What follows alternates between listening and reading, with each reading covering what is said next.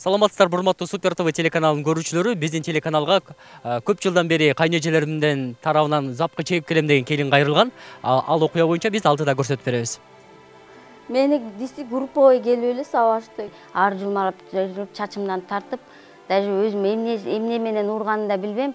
Ишенсе мен шоковый состояние алар менен жумалашып атып, бүт тарсылдап кыйкырып, мен урба деп кыйкырган сөздөрүм баары бар.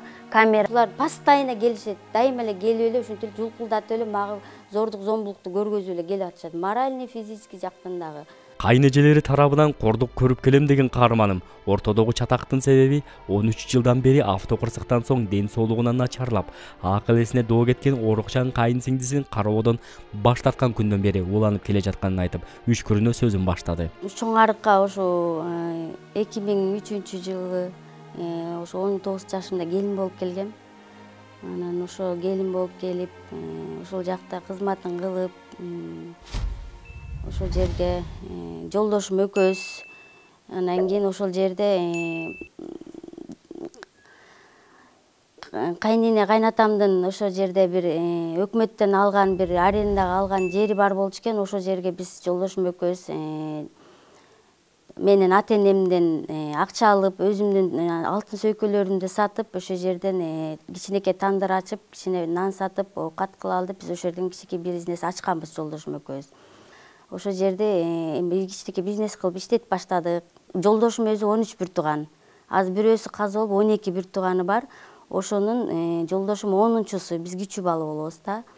Анан өзүнүн 4 байкеси 8 кыз да, 3 кайынсиңдим, 5 кайнэжем бар. Анан 4 бала да. Келин болуп ошол жерге төрөдүм, балалуу болуп, кыздуу болдук.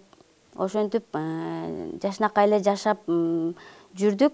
Андан кийин биздин Арча Бешикте жолдошумдун негизи кичүү бала болгондон кийин үйдө каласыңар деп айтчы, бирок улуу кайнагам үйлөнө элек болуп, ошол жерге үйлөнүп калып, биз өзүнчө бөлүнүп, жолдошумдун эмеде Арча Бешикте 8 соток участогу бар болчу. Ошол жака көчүп барып, биз үй салып, бир эмес 2 үй салып, ошол жерге бир 2 жылча жашап калдык. Анан кайненем келип, силер кичүү болгондон кийин менин милдетим, мен деген сен менен эле жашайм, колума келгиле. Бул кайнагаңар болсо өзүнчө бөлүнүп, өзүнүн оокатын кылат. Болбой эле кичүү болгондон кийин мен силерди колума алышым керек деп, болбой жатып бизди үйгө алып келет, чоң үйгө. Кайненем өзүнүн үйүнө алып келет. Кайнатам жок. Анан ошо кыздарды эле күйөөгө турмушка чыгат анын ортосунда. Анан ошентип баягы эме келгенде биз келебиз.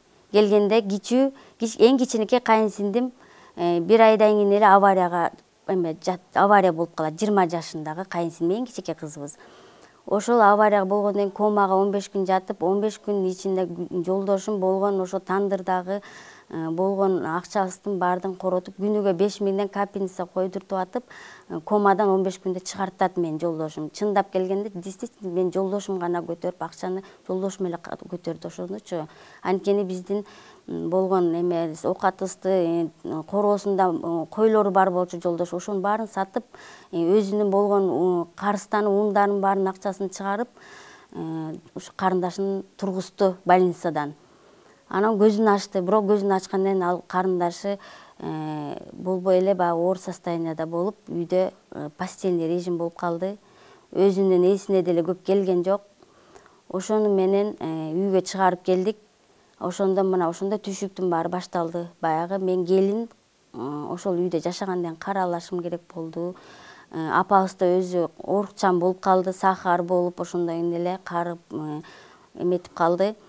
Анан ошол апабызды аяп, биз деген ошол кызды жолдошум экөөбүз ошол жерде тандыр иштетип, тандырдын жанына кичинекей чакан парикмахерский курдук жолдошум экөөбүз. Только башка эч ким жардам берген жок, чынын айтам мен. Даже бир туугандары деле эметкен эмес. Ошол өзүбүздүн күчүбүз менен, өзүбүздүн мандай терибиз менен ошол жерде өкмөткө аренда төрөп биз иштетип келдик. Ошол 20 жылдан бери иштеттик ошол жерде. До сих пор деле иштетип атабыз. Ошол жерде тапкан ташыганыбыздын баардыгын үйгө келип, анан апасына айтты жолдошум: "Мама, мен болгон акчамдын баарын карындашыма короттум. Жумушумда, бизнесим акчасын салдым. Мен кичине акчадан кыйналып, карызданып калдым. Мен эми тиги эме кылышым керек, оокат кылышым керек, сизден суранам. Мен эми ушул үйгө көчүп келгенден кийин мен деген ушул үйдү мага документальный жасап бер, мен кийин ушундай бир тууганчылык ортодо болуп турат, анча мынчалар, ушул үйдү мага каттатып бер, мен ушул үйдү документин жасап, банктан кредит алып, кичине карыз барымдан кутулайын дегенден апабыз макул, айланып кетейин, конечно, сен карындашың үчүн ушинтип атканда мен кантип сага жазып бербейин, чын эле мен көзүм тирүүсүндө мен сага документти жасап берейин деди дагы. Ошол авария болгон кыздын уулусу турмушка чыгып ажырашып келди. 2 эгиз кыз төрөп, ошону дагы биздин колубузда болуп калды. Аны дагы биз 5ке чыккыча жолдошум памперсин ташып, сүтүн ташып, биздин колубузда бактык ошол 2 эгиз кызын. Менин да кыздарым менен чогуу бактым. И больной кызды да багып жаттык. Жолдошум баарын обеспечивать этчи, как положено. Үйдүн баардык эмесин баарын мойнуна алып, анан кийин эле андан улуу дагы карындашы бар. Ошо магазинди иштетет, апабыздын магазинин иштетип жүрөт. Анан кийин ошол карындашы да турмушка чыгып, ал үй жайы жок, негизи үйүм бар деп Кировкада жашачу, ошол магазин иштеткен Гүлзат деген карындашы. Анан ошол апам ойлонду окшойт, апамды кандайча эмне кылып уговорить этти. Жолдошума келип апам айтты: "Алымбек, сен ошол үйдү мына бул турмуштан ажырап келди, 2 эгиз кызы менен келди. Сен ошол кызды эми бул деле өзүнүн оокатын кылсын, эми ошол үйдүн жармысын бул кызга берелик" деди. Ушака жашасын деди. Ошентип макул деп биз деген документтерин баарын жасадык. Кайненем өз колу менен бүт баарын чирчош кылып, границанын баарын ченеттирип, госрегистрден келип, баары чийип, ошол үйдө канча балаңыз учетто, ошо балдарыңыз баары долясын өткөрүп берсин бул балаңызга. Макул деп баардык доляларын апабыз Зарина карындашы үчүн опекун болуп апасы, анан дагы 2 байкеси, дагы 2 карындаш, 5-6 киши доляларын өткөрүп берди. Анан ошондо биздин үйдө күйөөсү жок. Күйөөсү 2 эгиз кызы менен кайынсиңдим жашап атат, инвалид кайнагам жашап атат. Еще оорулуу Заринабыз жашап атат. Апабыз дагы жашап атат. Ошондо үйдө деген почти 10 чакты кишини жалгыз мен жолдошум багып жүрдү. Мен да иштеп жүрдүм. Бирок мен ара чордон кызды да караш керек болуп, больной кызды карашып жүрдүм. Анан ошо кайынсиңдим мага каралашып, ушул жакта жашап аткандан кийин каралашып жүргөн десем, ал кайынсиңдим жалкоорок, уйкучураак болуп, апамды кыйнап, мен жумушта болсом да апам бул кызы булганып алыптыр, келчи Зайка, булганып алыптыр, суу коюп койдум, келип жуунтуп кет дегенде мен жумуштан келип туруп, апам үчүн келип туруп, мен эчтеке дей туртуп жуунтуп, ошол кайынсиңдимди кайра тыпырайтып жаткырып туруп кетип калчумун. Зарина өзү психика жактан жабыркаган, эч кандай недееспособный, эч кандай кыймылсыз жатат. Ошентип калды. Ага чейин жапжашынакай жүрчү, басып эле жүрчү. Ошону менен мен деген ошол кызды карап эле келатым, ал кыз мага да көнүп калган, мени да укчу, мен анын тилин билип, өзүнүн ыгын билип, мен аны карап эле жатчумун. Каарманыбыз башынан өткөн күндөрдү эстеп айтып берип жатып, мукактана түштү. Апам ооруп чам болуп, рак оорусу менен ооруп калыптыр. Анан ошентип ооруп калып больницага жатып, операцияны көтөрө албай каза болуп калды 3 жыл мурун. Ошондон бери эле менде покой жок. Кайынсиңдим, мен ал кызды карап жүрсөм деле келип эле тиги кайынсиңдим, Гүлзаттын кайынсиңдим келип алып, жеңе бул жери эмне көгөрүп калган, жеңе бул жери эмне шишип болуп калган, эмнеге арыктап атат. Ошол кезде менин кайнеже кайынсиңдилерим келип эле ар кандай претензия кое беришти, жактырбай менин караган. Мамабыз каза болгондон кийин сен кандай карап атасың, биз кактан билебиз деп эле келип эле утура ар кимди текшере берди. Ар кандай сөздөрдү айтып бергенден анан кийин мен жолдошум экөөбүз анан төрөп калып ортодо мен 2 сиделка алдым. Мына ушул 2 сиделка карап берди. Өкөнө күнүнө 540 сомдон төлөчү. 500 сом, жол киресин 40 сом. Питаниясы бизден келип кетип карашчы. Ошо 13 жыл карадым. 13 жылдан кийин мына 4 ай 5 ай болуп баратат. Мен кайнежелериме тапшырдым кыздычы өзүнө.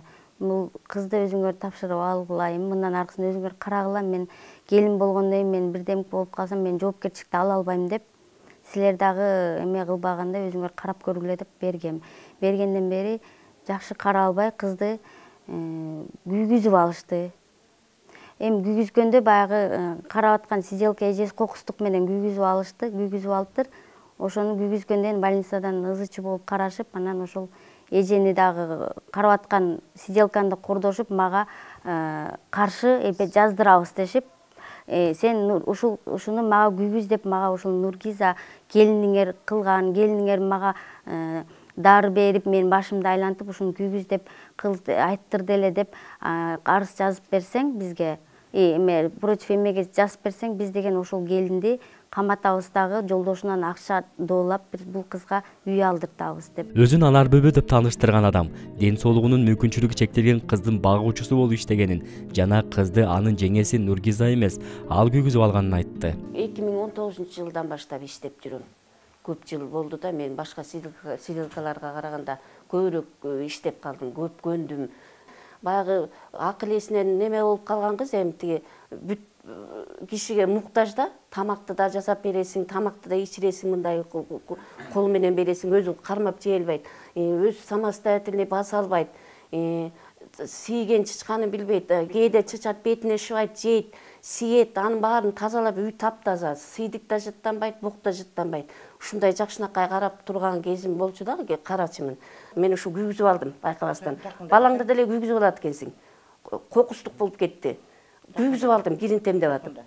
Анан угуп тургула, анан күйгүзүп алгандан кийин мен коркуп атам да, жүрөгүм түшүп калды. Андайды көрбөгөн жакшы, милиция менен тиги больницаны көргөндө түм эле ак жылтап ыйлап атыштар да, өзүмдөн өзүм эле жоголуп кеттим.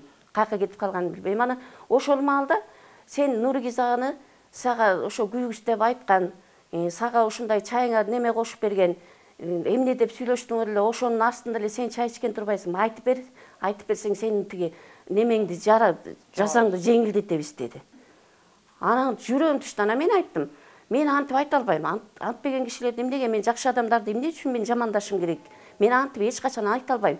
Мейли мен тиги күнөөлүүмүн, күйгүзгөн менмин, бирөөлөрдү жамандап жаман сөз айтпайм дедим. Анан а жерден баягы жерден жеткени жетим уштап, жетпеген 2 уштап иши кылып көрбөгөн асапты көрдүм. Больницадан чаштап эметсе, дагы жүрөгүм түшүп бетимди жаап коем, мен деле кармашсам болмок экен, көрсөчү. Бирок өзүмдө күнөө болду деп күнөөмдү мойнума алып ошенттим да.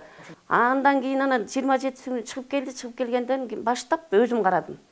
Буту до конца айыкканчактычы, күйүп калган жери айыкканчакты перевязка жасап, өзүм перевязкада иштеп жүргөм. Аны каждый раз күндө 5-6 жолу перевязка жасайм. Ошентип атып, бир 10 күндө таптаза айыктырдым. Каарманым Нургиза Качкынбаева кайынэжелер мүйгө келишип, апабыздан калган буюмдарды бер деп, ортого алып катуу сабашты деп сөзүн улады.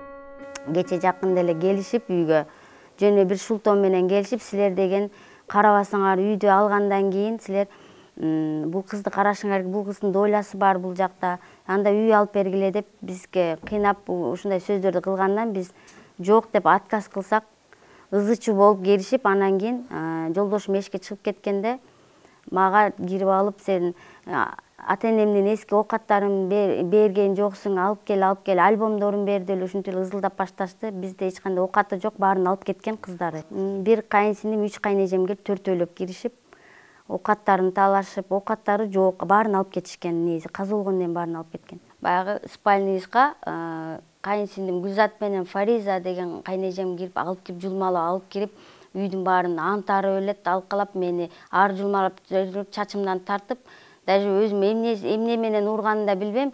Ишаса мен шоковый состояние, алар менен жулмалашып атып, бүт тарсылдап турсулап кыйкырып, мени урба деп кыйкырган сөздөрүм баары бар. Камерабыз да бар да, үйдө камерага жазылган бардыгы. Анан ошолордун баары мына алар мени алып бер чапкылап, чупкылап туруп чыгып кетишти төртөө тең. Даже 2 чоң кайынэжем карап туруп уруп атса да карап туруп кой деп коюшкан жок. Анан баары жолдошум кыйкырганда, жолдошум кирип келгенде алар чыгып эле кетишти. Ошо менен чыгып кеткенден эле мен уже өзүм шок болуп эле, анан кебетем карасам эле уже могу жерим шишка болуп калыптыр. Эмне болуп шишка болгонун билбейм, телефон менен чапканын билбейм, ишса ушундай шишка болуп калыптыр да. Анан мен бул жакка келдим, воскресенье күнү келсем эле томографияга өткөрүштү мени. 3700 сом корот томография өткөрдүм. Анан алар көрүп эле сотрясение бар экен, сразу жатасың деди, жаткырып мени мына 6000ге дары алдыртышып, мен мынакей 6000ге дары алдым, капельница салып атам. 2 күндөн бери давлениям көтөрүлбөй, 90-60тан эме түшүп атат да, башым күнүгө ооруйт. Күнүгө нерв болуп, көзүмдүн бир жагы вообще көрбөй калып, мутный болуп атат да. Врачым дагы айтты, действительно, сенин көзүңдүн немеси, нервтери көзүңө влиять этип атат деди. Ошо менин айтарым, ошо кайнэжелерим, кайнсиңдилериме айтарым, ошол кызды Заринаны эми коргулуп ары бери сүйрөбөй, баарыбыз бир тууган болгондон кийин баарыңар келишип эле чогуу ынтымакка келип сүйлөшүп эле ушу кызды каралашып, очередтешип каралашасыңарбы, кандай кыласыңар, ошону чечишсин. Анан биздин үйүбүзгө асылбай эле, жашынакай эле жайыбызга койсун жолдошум экөөбүздү. Бирок мен ответственность алып, мени караттырбасын. Мен только өзү кыздар, балдар өздөрү мойнуна алып, өздөрү карашсын да. Менин талабым ошол эле болду. Каарманыбыздын ден соолугун сурап, ал акыбалын билгени келдим деген Шайыргүл Сартбаева аттуу айым Качкынбаеванын жолдошунун тайжеси экенин айтып, үй бүлөнү ынтымакка чакырды. Кайненесинин сиңдиси болом да, короче, сиңдиси болом. Эжекем деле 13 баланы төрөдү, баарына үй жай кылды дегенде үй алып берди, жер алып берди, баарына обеспечение этти. Ана эле каза болду, 3 жыл болду каза болгонуна. Каза болгондон кийин ушулар проблемалар башталды да. Бирок могу Наргизанын эжекем тирүүсүндө эле көрчүмүн мындай. Жашынакай эле эжекеме жашынакай эле отношение кылчу. Мама деп турчу, эмне жейсиң. Каза болгондон кийин жаркылдап эле тозуп алчу. Көрчүмөс, жаман көрчү эмесмин да. Анан эле азыр ушундай проблема болуп атат мындай. Мен айтам, мен эле алар деле мен кичкенем бери эле бир тууган деп калдым да. Эми аларга кааларым эми жанагыларым чечишип, жанагы ооруган Заринаны коргулбай эле жашынакай карашып эле ынтымакка келишип, жакшы болсо эле неметем, эжекемдин арбагы да сүйүнөт да. Мына эжекемдин арбагы азыр кыйналып атат. Анан эми ошо эжекемдин арбагын сыйлашса, ынтымакка келишсин, балдар дагы, кыздар дагы. Ошо айтарым ошол.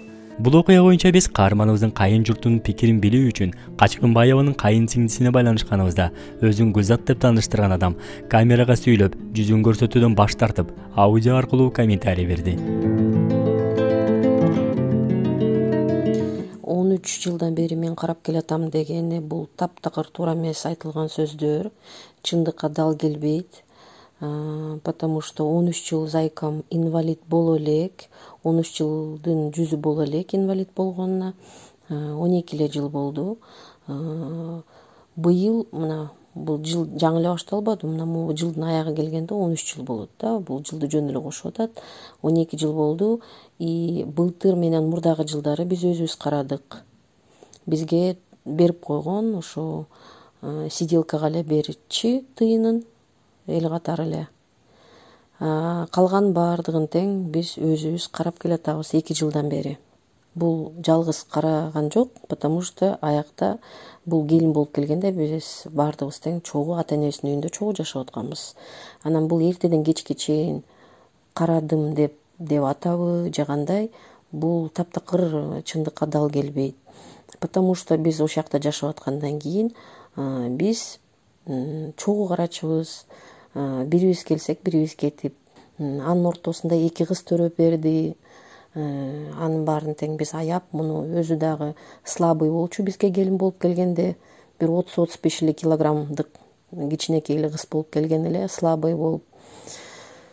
Анан ошону биз аяп эле жумуштун баарын тең өзүбүз мойнубузга алып, көбүнчөсүн биз өзүбүз кылчубыз. Биз эжекелерибиз менен кыздарым менен арасында өзүбүз бир тууган эже сиңдили арасында биз бири-бирибизге катуу сөз айтып көргөн да эмеспиз.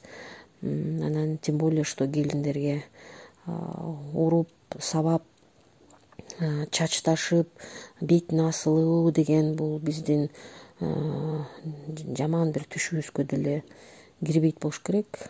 Да өткөн 1-2 күн мурун үйгө барганда бөйрөгүн таянып үйгө киргизбей атканда эмоция менен кыйкырып аттык, ооба. Ал да бизге кыйкырып күлүп атты, бетибизге эмне кыла аласыңар, колуңардан эмне келет деп. эки үйүбүз бар. Ошо биринчи үйүн эме энебиз бул агама Нургиза экөөнө берген. Мени карайсыңар, ушу Заринаны экөөбүздү карайсыңар деп карайбыз деп милдетин алган. Экөө кыздарыңар, могу үйдөгү кыздар кетсин, мени кетсин, берки сиңдимди чыгып кетсин экөө тең. Экөө кетсе эле апа сизди жана Заринаны биз көкөлөтүп алаканыбызга салып карайбыз. Аркы калганын баарын калтыр, бизге болгон оокаттын баарын берди мамам ага. Аны эч ким талашкан жок, потому что талашып атат деген бул аныкы болсо, анан талашып атат деп айтканга мүмкүн болмок. Бул анын үйү эмес, ал кыздардын үйү. Энебиз постоянно ошол үйдү, кыздар мени ошол үйгө келип мени эстейсиңер, эжекеңердин атында, ошол жака чогулуп, төркүнүңөргө келгендей эле. Булар эми бизге төркүн болбогондон кийин мы же должны где-то собираться. Байкемдикине эч кандай тиешеси жок. Ошондуктан эч ким андан эчтеке талашкан жок. Ошо сөзүмдүн акырында өзүмдүн эркек бир туугандарыма кайрылып кетер элем. Никогда не поздно стать мужчиной. Бул дүйнөгө эркек болуп Кудайым жараткандан кийин ата энебизге берилген убадаларыбызды аткарганга аракет кылууга чакырат элем.